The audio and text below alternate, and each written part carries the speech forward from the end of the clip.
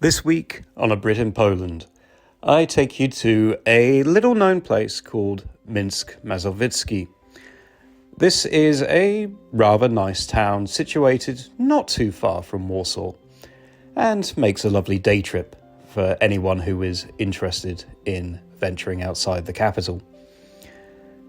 I have to be honest, I didn't have high expectations from this place because I'd never heard of it. But it's one of those places that I'm glad I went to because it definitely had a lot to do and easily filled a day. So this video will show you what we found, tell you a bit about the history and show you all of the main sites. And welcome to A Brit in Poland. This channel is going to bring you everything you need to know about Poland.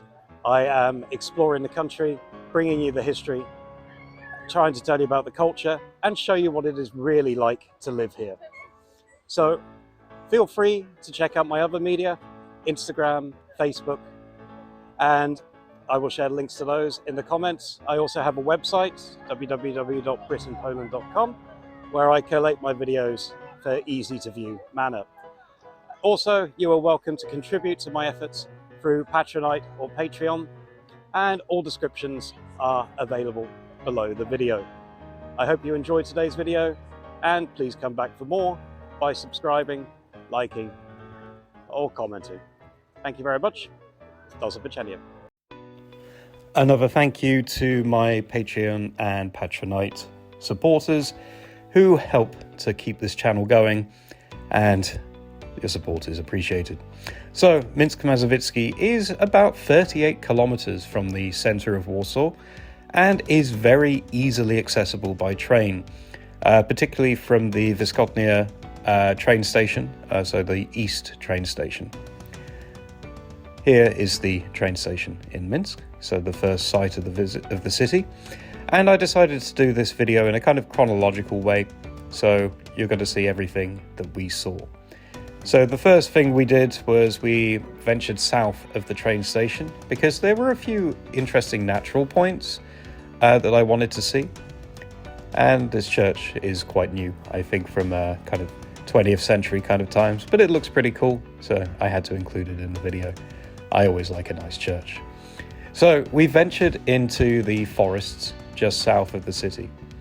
And there were a few reasons for this, which you will see.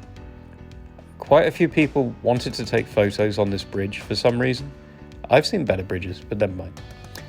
We went along the river, and yeah, I think in winter it's always good to get out into nature because it just looks so beautiful, covered in snow. There were these ruins in the south, which we believe were something to do with like water treatment or water pumping. So they were pretty cool. We didn't exactly get right up close because, well, we didn't fancy stepping through the river. But it was a nice little, I always like to see some ruins. So that was pretty cool. Next, we went to the oldest oak tree in Poland, which is actually like 360 years old. So another claim of fame to the city. Of course, quite nicely signposted and protected by the classical fence. And we found this inscripted rock, which was pretty cool. We spent some time translating that. So we ventured back into the city, and I'll tell you about the history as we go along, but hopefully you'll get a bit of a picture. So we first went to Dr. Huberts Villa, which is also known as the Museum of the 7th Lublin Urlon Regiment. So this building was owned by Jan Hubert in the kind of early 20th century. And he was like a strong local doctor and major figure. It contributed to the foundation of the boys' school. Sadly, he was captured by the Nazis and died in the Pawiak prison in Warsaw in 1944. So now the museum is like host to tell you about the cavalry regiment, which ran from 1918 to 1939, named after General Kazimierz Soskowski. And it was permanently garrisoned in Minsk from 1921. And it would actually take part in combat against the Red Army on numerous fronts, and it was honoured by Pilsudski. Ultimately, dismantled by the Germans in World War II. So we ventured back into the centre.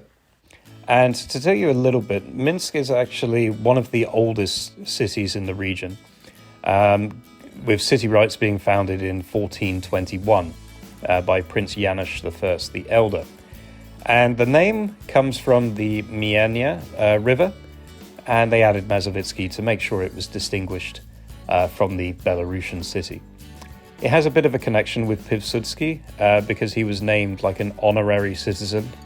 And of course, he often was leading campaigns in here, and he liberated the city in, I think, about 1920 from the Russians who were occupying it at the time. And it was the site of numerous skirmishes during the November and January uprisings. So we are in the centre, and so this is a statue to Anna Minska, who was an important figure in the 16th century who helped develop the city. And this area is known as Dariusz Mansion, or Palace, and is now a cultural centre in Minsk. The original building was made in the 16th century, and some of the original building survives to this day, and it's like, in fact, a lovely building and garden as well. I'm sure better to visit in the summer. It was rebuilt from Gothic to Baroque to Rococo to Classicist over the years, and was owned by wealthy families like Stanislav Waszczycki, the Opolinski family, Borzetski family, Jeziorski, and finally Dariusz family. And now just makes a lovely park to explore. And of course they do hold a number of cultural events in the city, in the building itself. So I'd say probably more something to see in the summer, as I was saying. Next, we go to the Parafia Narodzenia NMP w Mińsku Mazowieckim. So basically a big church, which was originally a 15th century wooden church and redesigned over the years. Current design is from 1908, and it's kind of a staple. It's like if you Google this place, it's normally one of the first pictures that comes up. Sadly, we couldn't quite get inside to see the interior of the church, but it was still impressive. In the centre, you have the town square, and here is the statue of the founder, Jana Zgoszczanczyk, and of course your classic war memorial, which you will find dotted all over Poland. We had to clear a little bit of the snow off to get a better look, but it was a very nice centre. We decided to have one more excursion. So on the way, let me tell you a little bit more about the history. So in 1867, the railway reached the city via the Warsaw-Tiraspol line, and there was a large Jewish inhabitation in the 19th century. And the city was known for heavy work in metal, producing pipes, railway equipment, and steel structures, and was a key place after the Battle of Warsaw, where the Polish forces joined forces here. And here we have the villa of the Countess Lubienska. So this is now, let's say, the city museum. And the building itself dates back to 1933, with the area being developed mostly in the interwar period. And it's basically like an ethnographic museum. But one thing I will say about the museums here is you get a guide take you around everywhere. Though you do need to have a translator with you because they basically just spoke Polish. So this was a room, like a reconstruction of a clockmaker's workshop.